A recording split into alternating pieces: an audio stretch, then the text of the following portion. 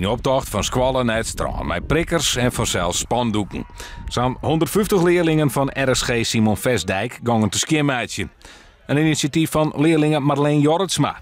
Ze weer vrienden bij de Verenigde Naties, met alle jongeren, uit het erfgoedgebieden, om over de milieuversmarging te praten. Het inspireerde haar tot het opzetten van deze actie. Overal op de wereld worden heel veel initiatieven genomen. Dus wij dachten, ja, we kunnen niet achterblijven. Wij gaan ook wat doen. Dus toen dachten we, nou, het is misschien wel heel erg leuk om hier op het strand afval op te ruimen.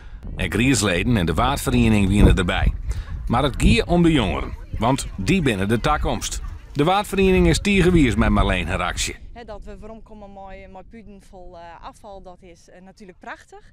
Maar dat de jeugd hier zo mooi aan de slag is, nou, dat vind ik gewoon echt geweldig. Nou, zo krijg je toch een beetje aandacht, ook voor de kinderen. Want we zijn natuurlijk met allemaal kinderen van school.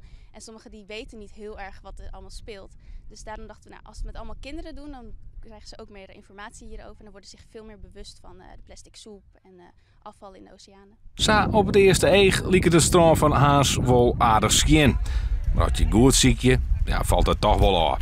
Want plastic is plastic en rommel is rommel, grut of liets. Het viel eigenlijk wel wat mee, maar er liggen wel, als je goed kijkt, tussen de stenen wel heel veel kleine dingen. En er liggen ook wel sigarettenpeuken en dopjes en zo. De grote dingen worden meestal wel opgeruimd. Maar er liggen allemaal hele kleine dingen en dat zorgt natuurlijk ook voor heel veel vervuiling. En dat het nodig is, nou ja, dat is eigenlijk wel duidelijk. We vinden overal toch wel plastic en peuken en tussen de stien hier een heel soort touwtjes. Dus nee, ik ben heel blij met de jeugd die hier oprommet. En soms als het echt even goed vloed wordt, dan komt hier ook wel heel veel afval. Dus ja, dat kan natuurlijk echt niet. Nee, een oerke weer de actie voorbij. Nou is de taak aan jou en mij.